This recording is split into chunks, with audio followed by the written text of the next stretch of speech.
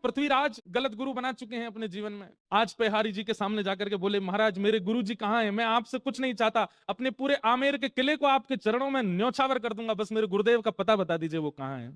पेहरदास जी बोले, तुम्हारे गुरु जी अब गधा बन गए हैं। पृथ्वीराज सुनकर के पहले तो गुस्सा हो गया, बोले ये क्या बोल रहे हैं? बोले हम सत्य बोल रहे हैं, ढूंढ लो, नहीं तो तुम तो राजा हो, पूरी सेना लगा के ढूंढ लो, तुम्हारे गुरुजी मिल जाएं। तो पृथ्वीराज ने यही किया, पूरी सेना लगा दी, 3 दिन निकल गए लेकिन गुरुजी नहीं मिले। अंत में आके बोले बताइए ना कहां? बोले हम तुम्हें बता रहे हैं तुम्हारे गुरुजी गधा बन गए। तो बोले गधा बन के भी तो कहीं गए होंगे। बोले गधाओं के झुंड में जाके ढूंढो, मिल जाएंगे। बोले पता कैसे लगेगा? हाँ हमारे गुरुजी हैं। तुम्हारे गुरुजी क्या करते थे? कानन में कुंडल पहनते थे, पैरों में कड़ूला, हाथ में कड़ूला पहनते थे। बोले हाँ, जो 4 कड़ूला वाले कान में कुंडल वाला गधा वही तुम्हारे गुरुजी हैं, जाओ ले आओ। पृथ्वीराज गया, गधों की खोज करने लगा। तभी एक दूर गधा बैठा था, नेत्रों से आंसू गिर रहे थे, उसके कानों में कुंडल थे, हाथों में कड़ूला। पृथ्वीराज गिर गया, जय हो गुरुदेव, मेरे गुरुदेव मिल गए। लेकर के पेहारी जी के पास आया। बोले ये आपने क्या कर दिया मेरे को? बोले देखो हम तुम्हारी नेत्र खोलना चाहते हैं, ये तंत्र विद्या में पड़े हुए और दुनिया भर के इन सब कार्यों में पड़े हुए ये गुरु नहीं हो सकते हैं। गुरु वही जो हरि सो मिलावे। क्षमा कीजिए, एक तो आपकी भी गलती है, आपकी नहीं मतलब हम तो पूरी दुनिया को ही कह रहे हैं, गलती है कि हम गुरु से भी केवल अपनी अपनी जिज्ञासाएं ही क्यों पूछते हैं।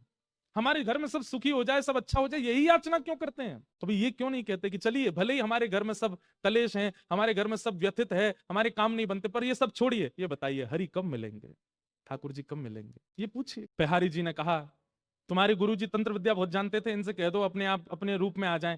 तो गधे को पकड़ के अब पृथ्वीराज कह रहे, गुरु जी आप आ जाइए अपने रूप में, दिखा दीजिए इनको। गुरु जी सिर हिलाने लगे, बोले मैं नहीं आ पा रहा हूँ। जी के चरणों में कहा कि मेरे गुरुदेव को पुनः आप मानव बना दीजिए, मैं वचन देता हूं मैं आपका शिष्य हो जाऊंगा, मैं वैष्णव हो जाऊंगा, पूर्ण वैष्णव हो जाऊंगा। तब पेहारी जी ने कमंडल से जल लेकर के छिड़का और तारानाथ अपने पूर्व रूप में व्यवस्थित हो गए।